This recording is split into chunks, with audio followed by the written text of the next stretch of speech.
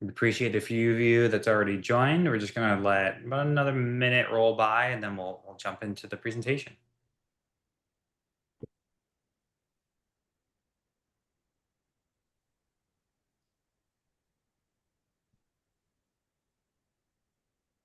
I think this is a waste of time. Yep.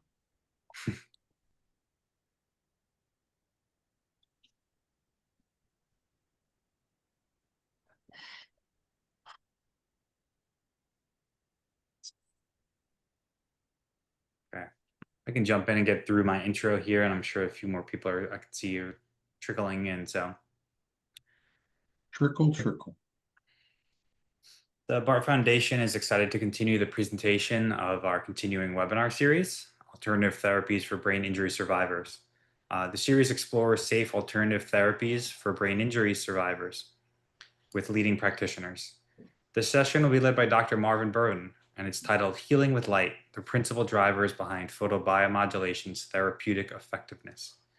A few key points that Dr. Berman will cover tonight is how trauma affects the body, especially the brain, how photobiomodulation feeds and weeds, what differentiates different wavelengths and the clinical impact on brain trauma, what distinguishes PBM from other non-invasive, non-drug GBI treatment approaches. Additionally, we have as a moderator joining us, Joel Goldstein. He's a parent of a TBI survivor, author of No Stone Unturned, and the executive director of the BART Foundation. He will be joining to moderate the QA session after Dr. Berman's presentation.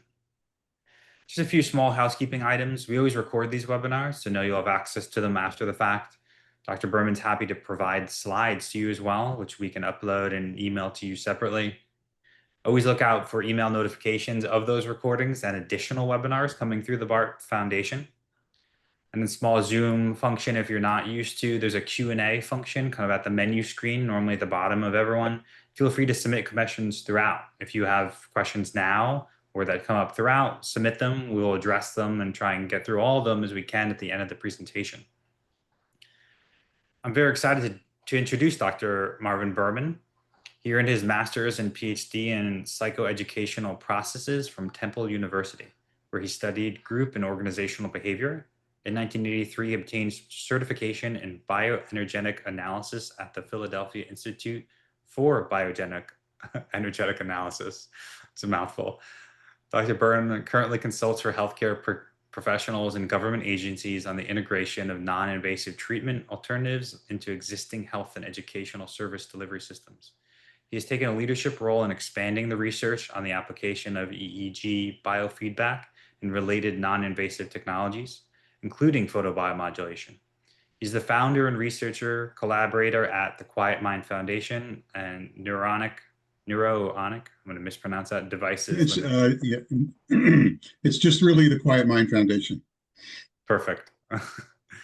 Well, I appreciate you being here with us, and sorry for the little slip up on a few of the words, but you're well pedigreed is how I should have just introduced you. So we're looking forward to the presentation. Pedigreed and coiffed.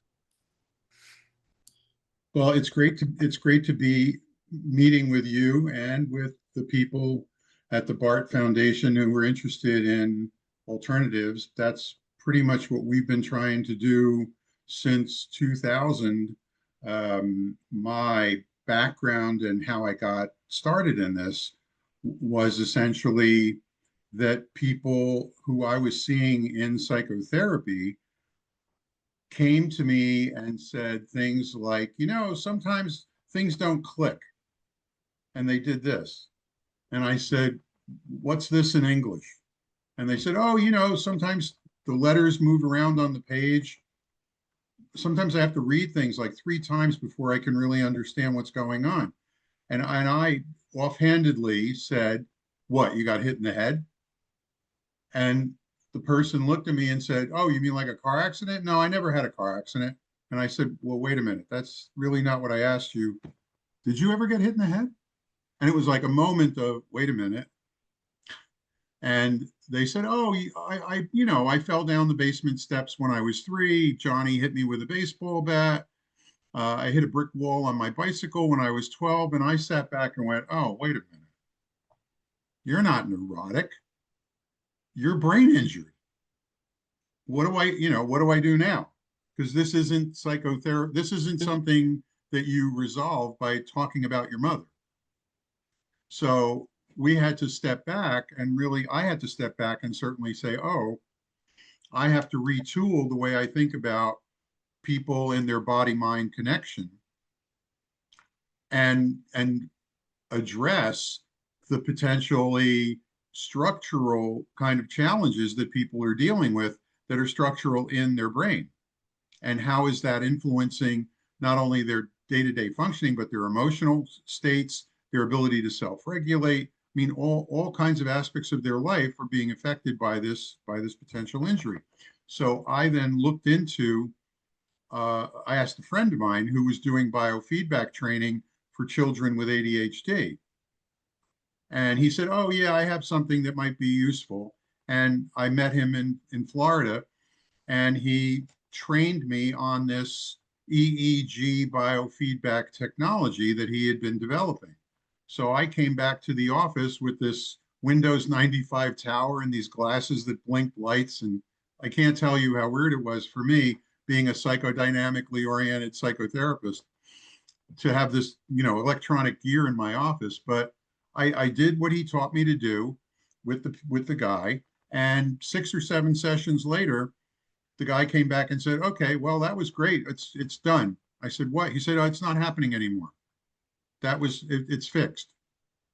I was like, oh, okay. And I put the equipment away. And then another woman came in, had a car accident, was having cognitive issues. I took the gear out, did another 6 or 7 sessions with her. Same thing. Okay, everything's fine. Then they came back about a month later and said, my allergist took me off theophylline and said I don't have asthma anymore. What? Yeah, it must have been that stuff. And I'm like, no, no, no, that doesn't have anything to do with. And then the next guy, the original guy came back and said, my asthma doctor cut my theophylline in half, said I'm doing really much better. It must have been that thing you did with me. And that's when I realized I had no idea what I had done with that person. And that's when I discovered more about what neurofeedback really was in terms of rearranging and renormalizing neural connectivity, brain connectivity, and on the electrical level. That took me to learning more about neurofeedback, and that got me thinking about this whole idea of how we structure the way we approach treatment. And what I then realized was that neurofeedback was a way of renormalizing neurofeedback. What happened after that is that I started looking at the way in which dementia, my mother and my grandmother started showing signs of dementia. So I started looking into the literature on dementia.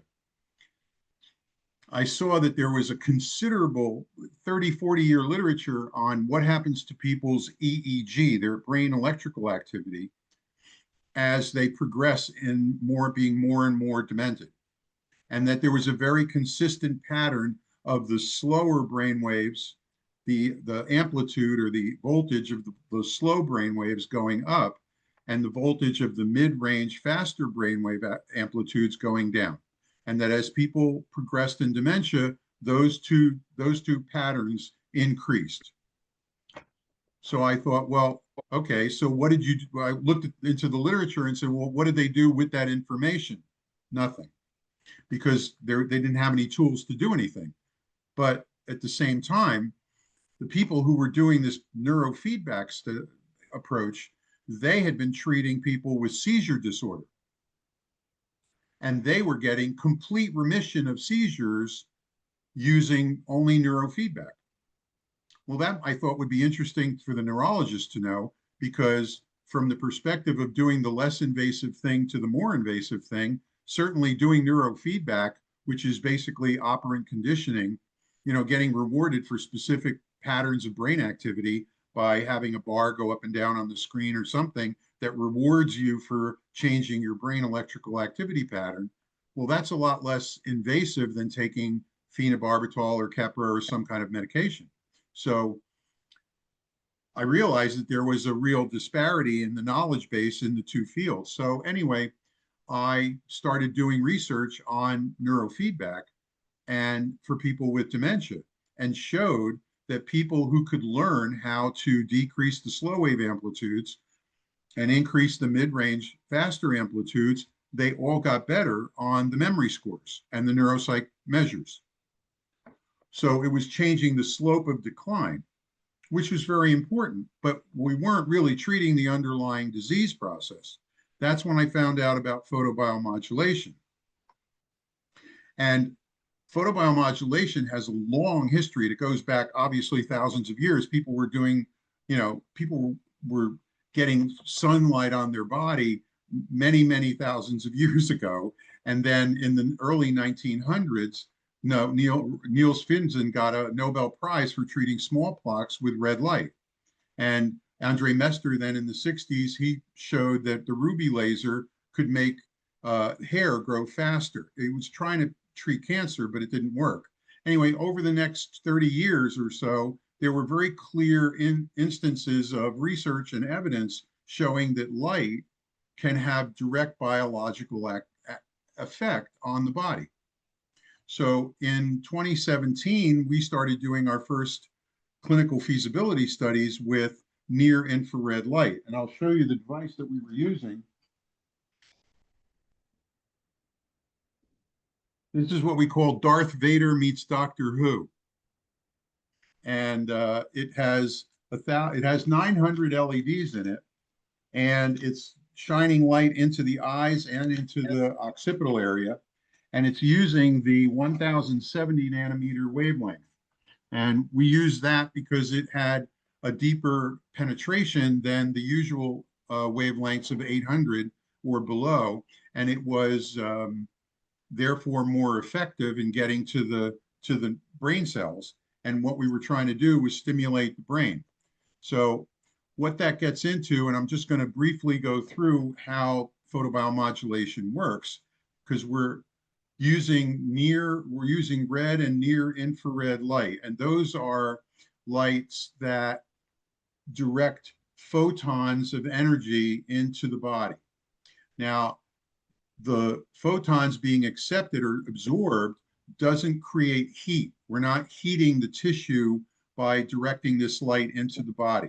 You have to use a much higher wavelength of light, and people talk about infrared saunas. Those are using much higher wavelengths of light.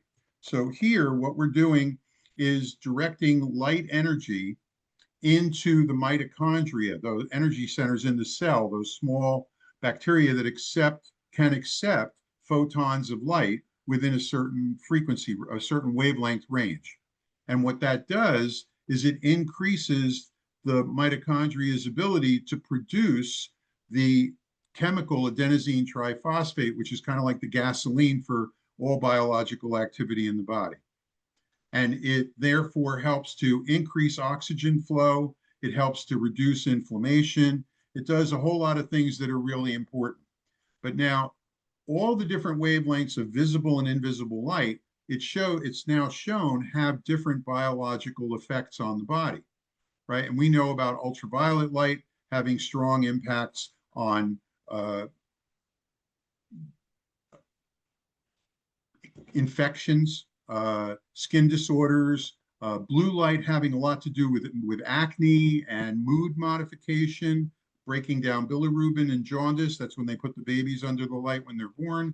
Green is very effective for migraines. And then we get into the red and the near infrared, where there's a whole range of different effects that it can have in terms of healing. Like I was saying before, the 1070, or the higher the wavelength, the deeper the penetration. And there's all kinds of considerations about how you might deliver the light in order to have a good biological or clinical impact. There are lots of ways of delivering the light, right? We have the transcranial through the head, intranasal. I have an intranasal device here that I've been using and developing, putting 1070 light up your nose, and we're seeing whether that can have a beneficial effect on long COVID symptoms. It's certainly having a great impact on sinusitis and rhinitis and other kinds of things that people have with nasal congestion. There's the remote light where you have panels of light and you stand in front of the panels and get light delivered into your body that way. And then there's those other devices that you lay down in that are kind of like a tanning bed, and those are delivering different wavelengths of light into the body as well. This is some of the technical photobiomodulation mechanisms. I'm not going to go into the technical stuff today, but there are very clear ways in which we now understand how the light is affecting the cellular activity and the signaling of the different cells in the body. When I said before about 1070 wavelength is very effective, but it's a non-thermal stimulation. And it also is the peak transmission in the water molecule. So it's very influential and deeply penetrating into water and influencing the water in the body. And since we're over 60% water, by influencing the way the water is structured in our body, it's having a very beneficial effect. This is just a little image about the way that the mitochondria operate. And you can see the photons coming in to the mitochondria and making the little motor that's inside the mitochondria turn. And we can see that these light photons are being absorbed by one part of the mitochondria. And that when we use near infrared above 900, we're seeing that the light is also being absorbed by the water, and it's changing the viscosity of the water, which has a great deal to do with the way information is transmitted in the body. So as I said before, near infrared light has lots of different impacts on biological and medical treatment. The density of muscles is increased, cognition, and certainly the dementia research that we've done has been very positive for how infrared light can influence cognition. We've seen it repair nerves and reduce pain significantly. It's been very effective in helping with the healing of bone and tendons and ligaments. It's also increased hair growth and collagen in the network and the skin. So there's an effect of the 1070. It actually increases the elastin in the skin, and that helps with making the wrinkles go away. And I know that a lot of the ladies are very interested in that. The enhancement of microcirculation is what we see overall over the whole body, and that's the increase in the blood flow. And increasing blood flow means that we're increasing perfusion. We're getting the light further and further, the blood further and further into the periphery of the brain or the other tissues, which means that we're getting more oxygen into those areas, and it's going to prevent the degrading or aging and even cell death. So those are really important features of photobiomodulation. Now, one of the things that people talk about is how does the light get in? And what research was done in Bristol, UK, where they actually put an emitter on the skull, and they put a receiver on the cortex of people who had their part of their skull removed, and they actually could put this sensor, the pickup, on the cortex surface, and they could measure how much light was getting through. And they showed that at certain power levels, they could get 3 to 5 centimeters into the cortex. This slide is important just in terms of showing that the higher the wavelength, up here where it says 1064, the higher the wavelength, you're seeing the higher the amount of production of hemoglobin and also of the cytochrome C oxidase. So you're getting the two very important contributors to brain health and recovery are being increased by using the 1064 over the 810. So again, those are the mechanisms of action. This is one of the slides that shows animals, tissue of animals that are bred to develop the plaque that people talk about, amyloid plaque. And you can see after 12 months, there's quite a lot of plaque built up in the cortex. And here's a picture of the animal tissue of before they were given the light treatment, and then after they received the light treatment. And you can see there's actually a reduction, a significant reduction in the plaque in the tissue itself. So you saw this picture, you saw the picture of the helmet on me, but we did a study at Baylor Research Institute in Texas where we had 69 people going through a process of wearing the helmet for 6 minutes twice a day. They went home with the device, learned how to use it, put it on, started it, and it ran for 6 minutes and it delivered an intense amount of 1070 nanometer light. And that was the whole treatment. And what we saw was if you look at the mini mental status exam score, you could see that there was an almost 5-point increase over 2 months. And that's really an unusual finding for people to actually improve in their cognitive functioning that quickly, especially people who've been diagnosed with early to mid-stage dementia. And some of the people there even had Parkinson's. And at the end of the study, they reported significant benefit to their Parkinson's symptoms. The memory scores on the test were also quite significant. So in terms of immediate recall, delayed recall, the logical memory, and the long-term memory, there were significant improvements over the course of 2 months. One of the tests that's used in memory assessment is called the clock drawing test. And the images on the left were before treatment, and the images on the right were after treatment. And you can see that there's a great deal more structure and complexity to the drawings that are on the right. And the instructions were just to draw a clock with the time at 10 minutes after 11. When I was talking about the biofeedback, what we used in order to measure people's brain activity, and we had a standardized measure of brain activity, it's called the quantitative EEG. And when you're looking at that, you're seeing the amount of voltage, the voltage that's reaching the scalp surface.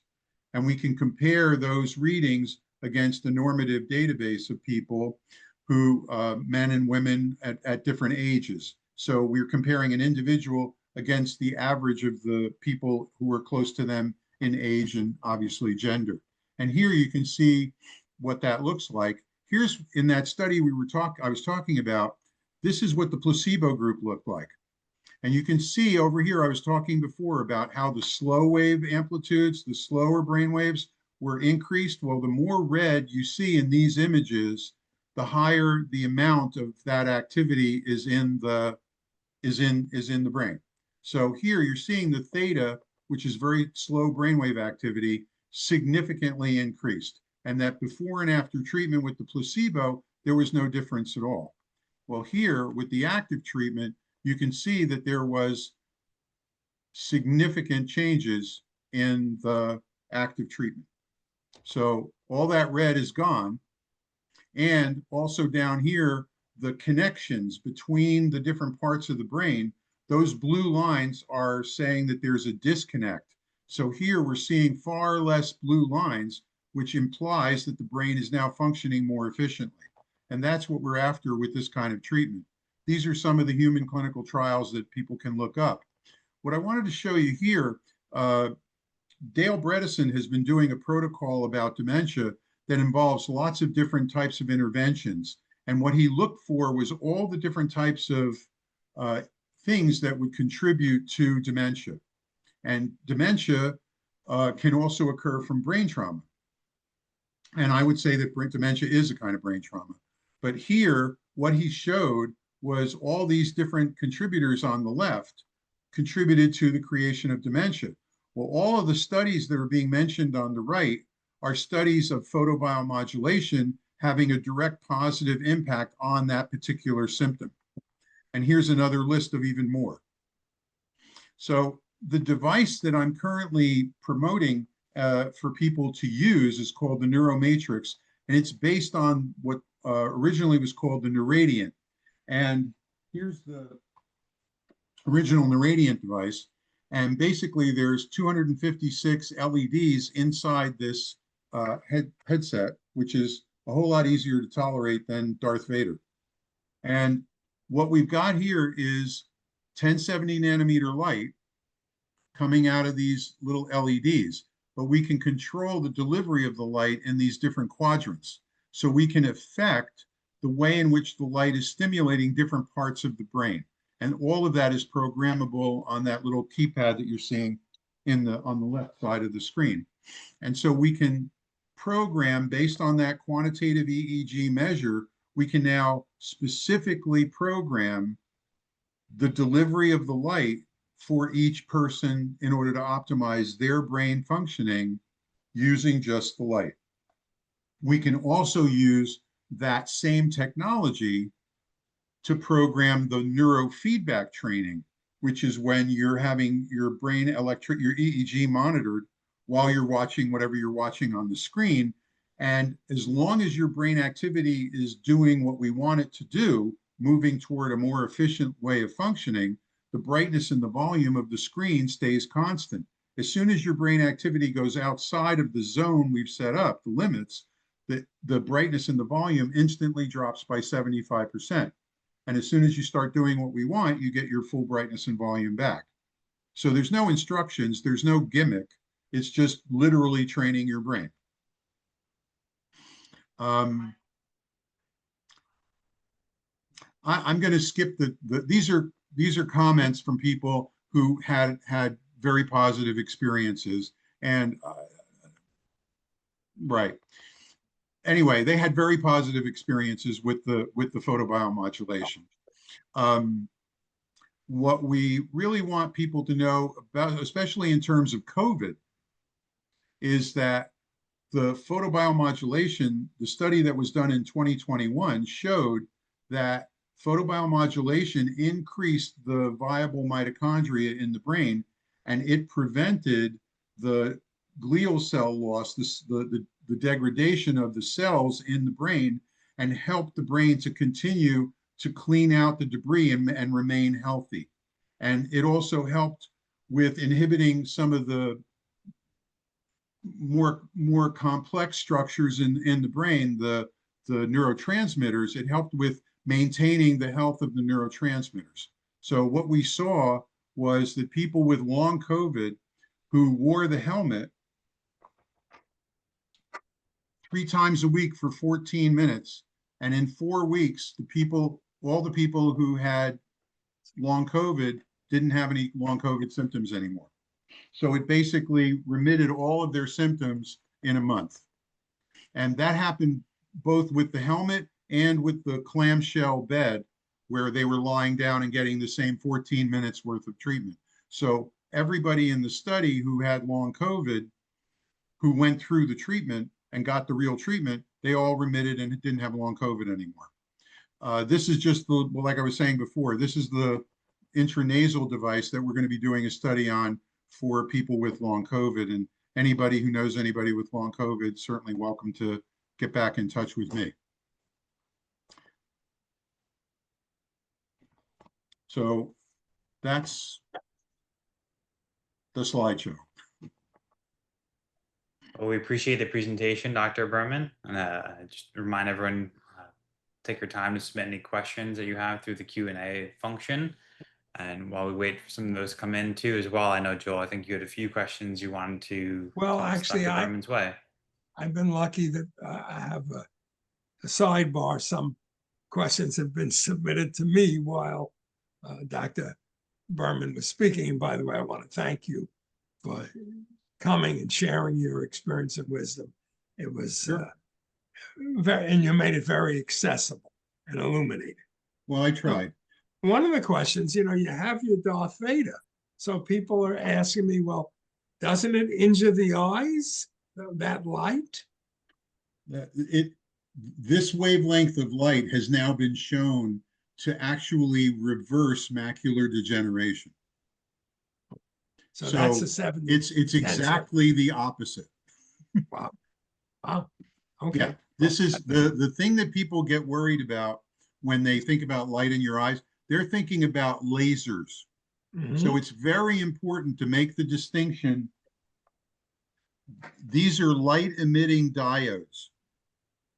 There's no laser light. There's this non-coherent light. It's not focused light. It's diffuse light. So it's beneficial. It's the opposite of being harmful. Excellent. Somebody asked about counterindications. Are there any neurological injuries or No, conditions that you would say? There's about 30 or so years of literature, peer-reviewed published literature.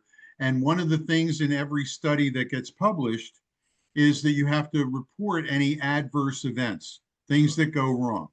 Mhm. In all of the studies that have been done, there have been 0 adverse events beyond something like feeling warmth on your head, a mild sense of headache or pressure from the weight of the Darth Vader. I mean, it's Mhm. 7 pounds. Oh, So boy. it was clearly a prototype, right? Um, But That's terrific. By the way, I'll just full disclosure, I use a small intranasal device myself, and I use it for, let's say, broadly speaking, cognitive reasons. yep, But I suffer from allergies and postnasal drip, and it's done wonders for all of yeah. those conditions as well. I had a neuropsychiatrist in Spain who lost his sense of smell and taste from COVID, and he Mhm. used this, and Mhm. he got full remission of symptoms in 12 treatments. Wow. It was mind blowing. But It is. understanding that the COVID virus enters through the nose, so if you're hitting this right away, you're going to be able to minimize the impact of the virulence of the infection. Well, that's marvelous. Another question, and these are coming to me. I have a list of questions I could ask you, but these have come in meanwhile. Sure. A lot of the people that watch our videos and write to the foundation or call us have traumatic brain injuries or sometimes strokes and other anoxic Right. events, some kind of acquired brain injury. And sometimes they've had nothing other than this medication for years. And Mm-hmm. my question is, how long post injury would you say this kind of therapy might still help an individual? Oh, uh, uh, there's if you're still breathing and taking nourishment, then yeah, you're a candidate. Okay. Well, I There's assume yeah, sooner it is doesn't matter. better. It doesn't Sooner matter. is better with most things. No, it doesn't matter. The other question that people always ask is, how soon am I going to see results? Okay, sure. So the answer to that is 6 minutes to about a month. Wow. I've been doing this since 2008, Mm-hmm. and I've probably done the experiment I'm going to describe to you at least 3 or 4,000 times. Somebody comes in and I take them over to my office window, my door. It's a full glass door, and my office was across the street from a park, and there were bushes in front of my office and grass, and then there were trees, and then across the street was the park with more trees and grass. And I would say, okay, look outside, take in what it looks like, and now we're going to go do 6 minutes of treatment. And I would put the helmet on their head. We would do 6 minutes, and then we would go back, and I'd say, okay, give me 3 adjectives. And that's all I would ever say. And then they would look and go, everything looks brighter. Everything looks clearer. Wow, the colors are more bright and more vivid. Oh, I can actually see the leaves, the trees and the twigs and the leaves on the tree across the street. Oh, wow. And I said, so greater depth of field. Yeah, much better depth of field. So I would say that 90% of the people who I did this with over since 2008 till 2 weeks ago, that's what they've been saying in 6 minutes. Would you say, I mean, there's the old saw that nothing works for everyone, not even aspirin or Tylenol. Is it 90% you just mentioned? I'm trying to get an idea of roughly how many people you can help out of a population. If you have a brain, well, look, let's put it this way. The question is no longer whether it works. That's Mhm. not the question anymore. The question now is how well can we make it work? It's no longer if. Mhm. So that I think people need to understand. We've come far enough that we know that there's a direct impact that can be had. How much impact is absolutely going to have to do with uh, the delay in starting treatment. So time is the enemy. Well, you've told us it starts to take effect amazingly quickly. How long does one need to do it? Is it a Oh, this is, lifetime? thank you. Yes. That Joel, thank you. Yeah. This must be understood as a vitamin and not an antibiotic. Absolutely. This is the sun shining on your body. Okay. Wow. Except it's Hey, a very, very narrow band, a very narrow slice of the total spectrum of light that's coming from the sun. So, in order to get the equivalent amount of 1070 or light into your body that you get in 6 minutes from the device, Mhm. you would have to stand at the equator at noon for 100 hours in a row. So What about, and we hear this with all alternative therapies, we'll hear from somebody, they're going on a 90-day vacation to the Amazon. They can't carry along any device. What happens then? I mean, you're how gonna steeply does it drop off, and how quickly can they get it back? depending on where were you when you started, where were you right Mhm. when you started, how long were you doing it before you decided you want to go down the Zambezi, right? Mhm. And then we can make some kind of estimate. And what else are you going to take with you? What else are you going to do in order to take care of yourself? I mean, it's a systemic process, it's a systemic intervention. And I'm sorry I didn't go into that more in terms of the functional medicine part of it. But Mhm. remember that first with the three intersecting circles? Yes. Right. So the way that you need to think about this is that it's a three-legged stool, right? It's the functional medicine. That's what Dr. Bredesen does with Recode and the kind of programming where they're understanding the underlying impact on your whole microbiome and on your biochemistry, right? And neurochemistry, you have to understand what's going on there and deal with the infections and the toxins and all that stuff that might be in your body that's causing part of the problem. And anybody with traumatic brain injury, their immune system immediately is compromised.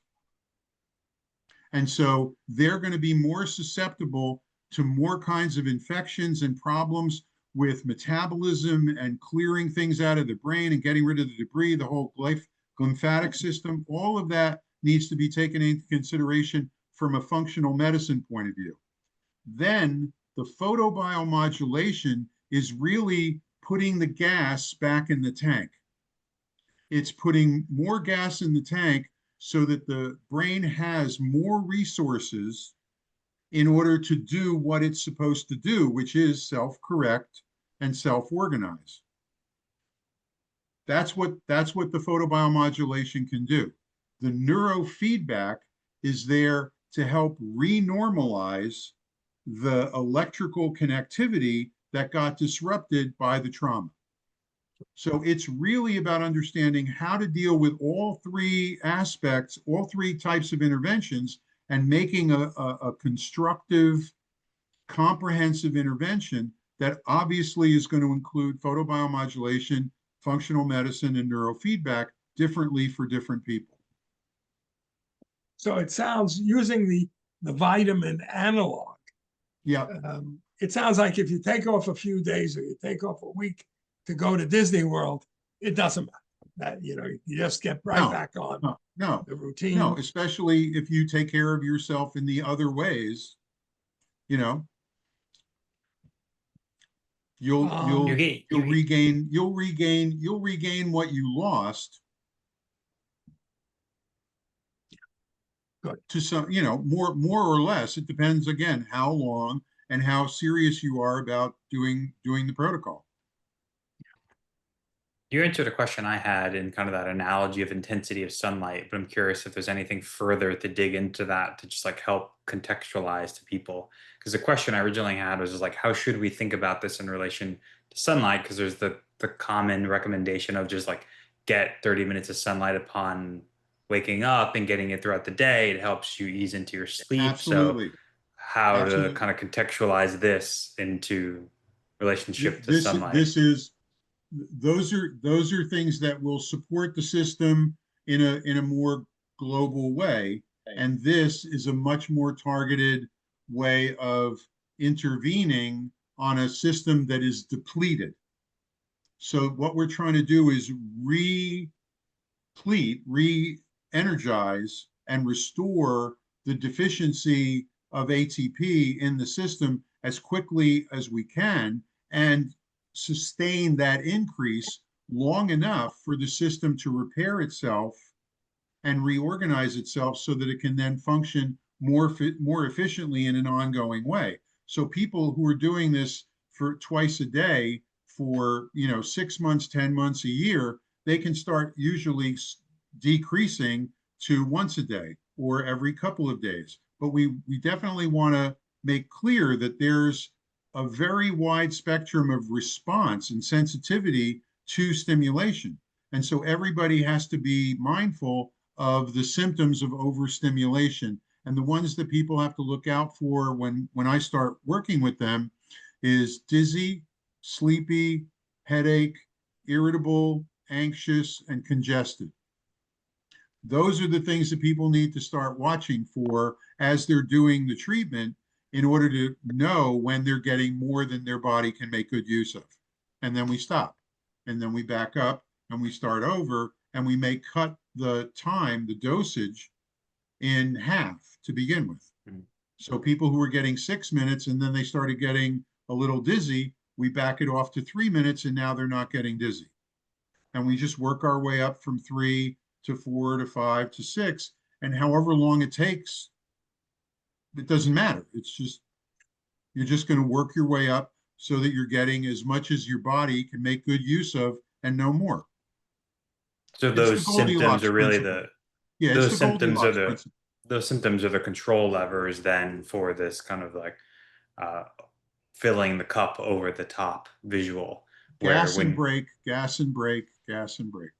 because when you say Shift gear. depletion, it makes me think a lot of like an acute injury. I think is a common, but it sounds like there's a lot of applications of just trying to minimize aging, or Oh, even yeah. just performance uses at a younger age. Oh, So there's absolutely. this. Absolutely. People are using photobiomodulation in all areas of sport. The NFL's using it. The Olympic Committee's using it. They're using it with neurofeedback. They've been doing that for 30 years. The mogul jumpers and the ski and shoot people and the platform, they've all been using this kind of technology for years and years. Recovery from exercise with photobiomodulation is uh, very widely recognized as being highly effective. Well, you mentioned Parkinson's, and Oh it yeah. seems at my age, it seems like everybody I know is getting it. It's the condition Well, du yeah. jour. What can you address that a little bit in terms of photobiomodulation? Parkinson's is an example of the system working less and less efficiently. There's less fluidness, there's less flexibility in the system. And one of the reasons is because the dopamine neurons in the substantia nigra, right there near the cerebellum, in the balance area, are dying. And so if you can prevent them and protect them from further injury while building up the available energy in the system, that's basically what the light therapy is doing. And neurofeedback has been shown to be very effective in remediating a lot of people's Parkinson's symptoms and essential tremor. Um, my family has an essential tremor. Yeah, I did treatment a little while ago. So if I haven't done treatment with myself, I have like a little bit of that. Mhm. And after 4 minutes with the Darth Vader helmet, I'm steady. And I did it with my mom. She had very serious essential tremor, and I would do it with her whenever I went to Florida to visit her. And 4 minutes in, and we could then go to the deli and she could eat a whole meal without her hands going like that.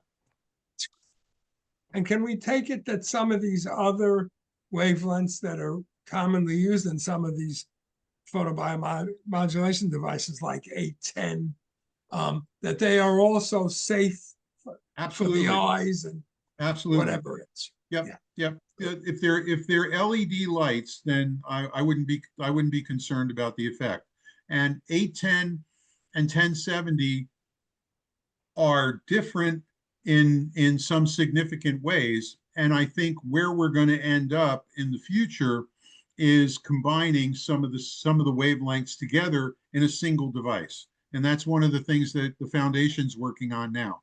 We're going to be starting a study in the next couple of months. We're going to be starting a study on a device that has, 660, 810, and 940. I'm sorry, 660, 850, and 1064. So it has 3 different wavelengths in it. And we'll be looking into what are the differences and similarities to using those different wavelengths in different combinations. And again, the pulse rate, one more point. If you pulse light on your scalp, you will entrain your EEG to start producing more of whatever that pulse frequency is. So if I know from doing the quantitative EEG measure, which we do with everybody, I can then say you're producing too much 25 hertz over here and not enough 10 hertz over here. I can then program the device to decrease the 25 down to 14, and I can increase the 10 up to 14 over here. And 14 hertz is the frequency that's associated with equal levels of relaxation and alertness. So we're always trying to increase that 12 to 14 hertz rate of activity in the upper part of the brain, in the brain. So you customize. We can customize. Yeah, that's the whole idea. It has to be customizable. Everybody really is to some degree different. Well, I don't see any more questions coming in. Brian, anything you want to say? Well, then I think it's time to thank our distinguished and terrific speaker, Dr. Marvin Berman. When this comes out in a week or so as a YouTube on our channel, it will give all kinds of give the viewer ways to reach out to you directly. Oh yeah, of course. You can reach me at info@quietmind.fdn.org, or yeah, that's sure. The simplest way to do it. Good. Okay. Well, thanks, and Brian. Thanks, Brian, thank you, Brian, for doing an excellent job as always, shepherding us through this.